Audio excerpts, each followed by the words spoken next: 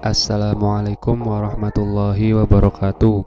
Berjumpa lagi dengan saya Hasan Albana di Albanas Channel.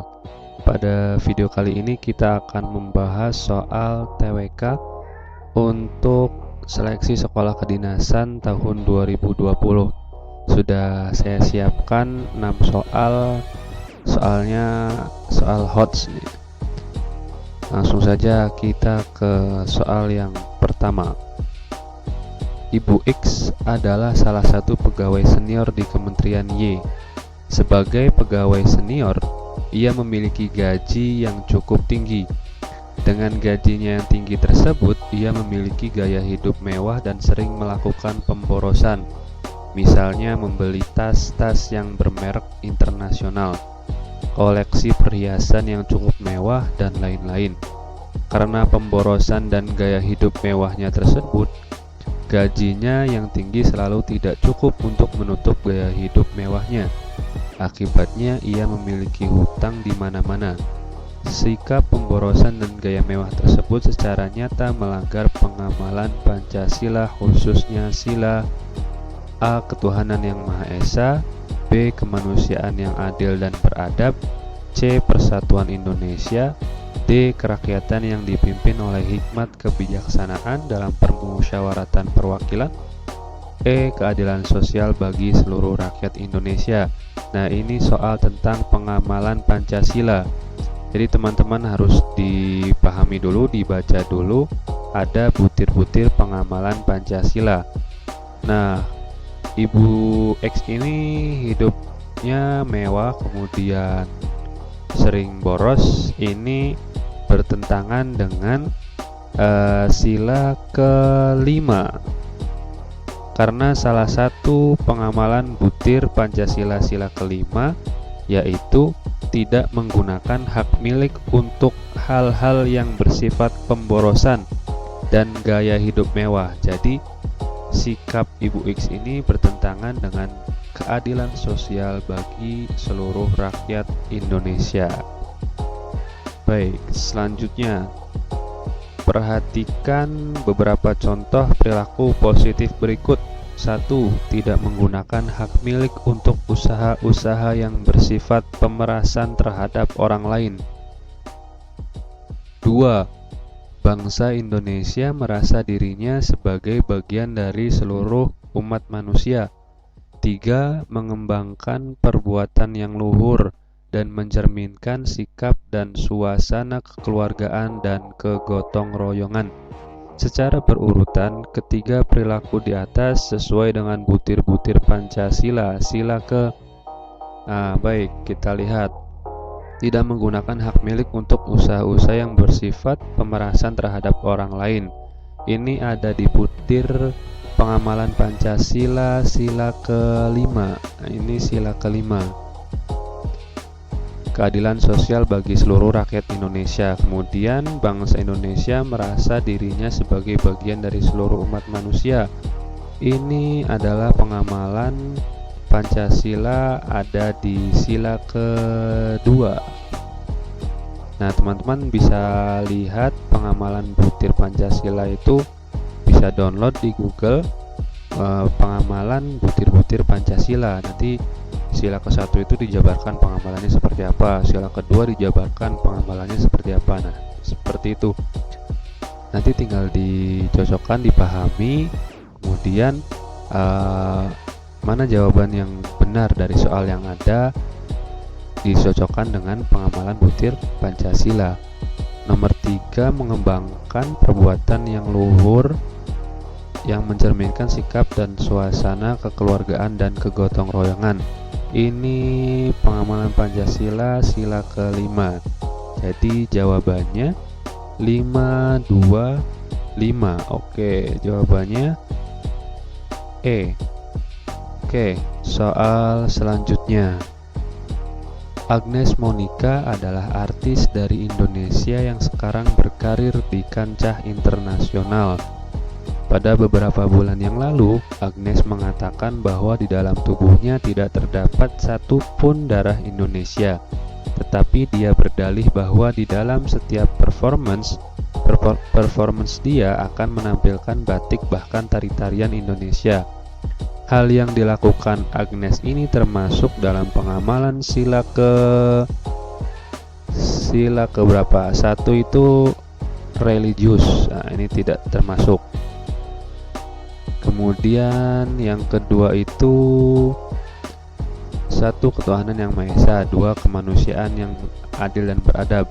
Dua itu humanisme atau humanis. Ini tidak masuk. Ini masuknya nasionalisme. Agnes Monica ini orang yang nasionalisme karena setiap performance dia menampilkan batik bahkan tari-tarian Indonesia.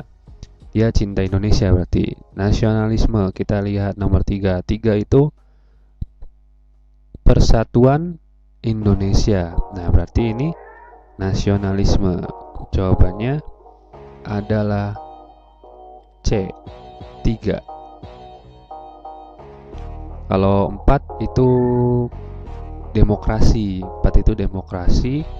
Yang kelima itu sosial atau sosialisme. Nah, gampangnya seperti itu. 1 itu religius, 2 itu humanisme atau humanis, 3 itu nasionalis atau nasionalisme, 4 itu demokrasi, 5 itu sosial atau sosialisme. Selanjutnya, si X merupakan pemain sepak bola dengan kewarganegaraan Uruguay. Namun karena proses naturalisasi, akhirnya pada 3 November 2010 ia resmi menjadi warga negara Indonesia dan dipanggil ke tim nasional sepak bola Indonesia. Proses perubahan kewarganegaraan tersebut merupakan contoh nyata dari A. Asas ius soli, B. Asas ius sanguinis, C. Asas teritorial, D. Stelsel aktif, E. Stelsel pasif. Oke, asas ius soli. Asas ius soli ini kewarganegaraan menurut tempat lahir. Nah, ini tidak dijelaskan tempat lahir si X ini di mana, tapi dia kewarganegaraan Uruguay kemudian naturalisasi. Ini tidak masuk berdasarkan tempat lahir. Kemudian asas ius sanguinis itu berdasarkan keturunan. Ya, dia juga keturunan Uruguay, kewarganegaraan Uruguay. Tidak. Asas teritorial. Asas teritorial itu asas hubungan internasional. Asas yang didasarkan pada kekuasaan negara atas wilayahnya. Ini tidak masuk, tidak berhubungan dengan kewarganegaraan seseorang. Kemudian ini tentang stelsel kewarganegaraan. Stelsel aktif itu artinya secara aktif melakukan tindakan hukum untuk memperoleh kewarganegaraan, misalnya melalui naturalisasi. Berarti si X ini melakukan proses naturalisasi, berarti jawabannya adalah D. Stelsel aktif. Sedangkan stelsel pasif itu secara langsung menjadi warga negara tanpa ada melakukan tindakan hukum tertentu. Misalkan ada suatu negara itu 5 tahun tinggal di negara tersebut secara beruntun, tidak pindah-pindah gitu selama 5 tahun di negara tersebut, dia secara otomatis menjadi warga negara tersebut. Contohnya seperti itu stelsel pasif. Kalau naturalisasi itu kan menempuh proses hukum ya. Nah, kita mengajukan proses naturalisasi, berarti itu stelsel aktif. Soal selanjutnya, Indonesia merupakan negara yang heterogen dengan kemajemukan komponen pembentuknya. Kemajemukan bangsa Indonesia tetap dapat bersatu karena adanya semboyan pemersatu bangsa, yakni Bhinneka Tunggal Ika, yang berarti berbeda-beda namun tetap satu. Namun pada dasarnya semboyan tersebut memiliki makna yang tersirat, yaitu A. Di Indonesia banyak perbedaan tetapi tetap satu negara. Bisa jadi kita simpan dulu jawabannya. Indonesia merupakan negara kepulauan yang menyatu. Ini kayaknya tidak masuk. Ini kan berbicara tentang Bhinneka Tunggal Ika. Berbicara tentang Bhinneka Tunggal Ika. Kemudian bersatunya Indonesia berawal dari adanya perbedaan. Iya, tapi tidak masuk dengan soal. Ini kan bicara tentang Bhinneka Tunggal Ika, berbeda-beda namun tetap satu juga, tetap satu jua. Bersatunya Indonesia berawal dari adanya perbedaan. Ya bukan dari perbedaan saja, banyak faktor bersatunya Indonesia itu kan. Nah, salah satunya sifat atau sikap persatuan, sikap saling memiliki gitu. D, banyak perbedaan tetapi tetap satu nusa, satu bangsa, dan satu negara Indonesia. Bisa jadi makna tersirat dari Bhinneka Tunggal Ika itu banyak perbedaan tetapi tetap satu nusa, satu bangsa, dan satu negara ini. Bisa jadi. Nah, Indonesia banyak konflik, akan tetapi ketika menghadapi penjajahan secara tidak sengaja mereka akan bersatu. Nah, ini tidak masuk ke makna yang tersirat dari Bhinneka Tunggal Ika. Bisa jadi A, bisa jadi D. Jawabannya yang paling tepat itu D. Makna dari Bhinneka Tunggal Ika itu makna tersiratnya, meskipun banyak perbedaan, tidak hanya satu negara, tapi tetap satu nusa, satu bangsa, dan satu negara Indonesia. Oke, selanjutnya Budapest Business School (BBS) University of Applied Science, Hungaria, membuka kelas bahasa Indonesia sebagai salah satu kursus bahasa yang dipilih mahasiswanya untuk menyelesaikan studi. Siaran pers Kedutaan Besar RI di Budapest menyebutkan Duta Besar RI untuk Hongaria Wenning St. Probo resmi membuka kursus ini Selasa 14 Februari lalu. Wenning menyampaikan penghargaan kepada BBS yang telah membuka kursus bahasa Indonesia. BBS sendiri mewajibkan mahasiswanya menguasai 2 bahasa asing untuk sarjana dan 3 bahasa asing untuk S2 sebagai syarat kelulusan dan membantu menyediakan kursus bahasa bagi mahasiswa. Belajar bahasa asing sangat menguntungkan, terutama bahasa Indonesia yang dipakai sebagai bahasa utama 258 juta penduduk Indonesia, kata Wenning. Sumbernya antaranews.com. Pernyataan yang sesuai dengan isi paragraf berita itu adalah ini soal tentang bahasa Indonesia masuk ke dalam TWK. Jadi soal tentang bahasa Indonesia itu masuk ke dalam TWK. Kita harus bisa memahami bacaan yang disediakan. Pilihan jawaban A, belajar bahasa asing tidak menguntungkan. Ini tidak ada dalam paragraf.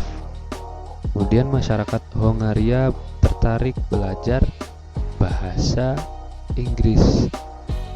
Ini juga tidak ada dalam paragraf tersebut. Masyarakat Hongaria tertarik belajar bahasa Indonesia. Bisa jadi karena di Hongaria ini membuka kursus bahasa Indonesia atau kelas bahasa Indonesia. Jadi tersiratnya masyarakat Hongaria itu tertarik belajar bahasa Indonesia. Oke, kita lihat jawaban yang lain. Masyarakat Indonesia tertarik belajar bahasa asing.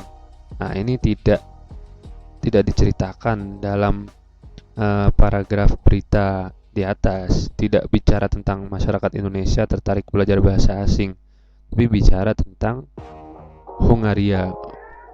Kemudian E, untuk lulusan S2 di Indonesia harus bisa berbahasa asing. Ini juga tidak bicara tentang ini.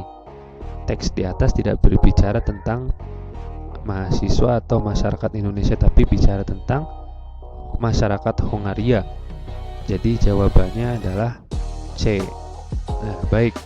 Sekian soal yang bisa saya bahas untuk teman-teman tentang TWK. Nantikan video-video selanjutnya. Ada banyak soal dan pembahasan yang akan kita berikan kepada teman-teman. Semoga bermanfaat. Jangan lupa belajar dan berdoa. Oke, terima kasih.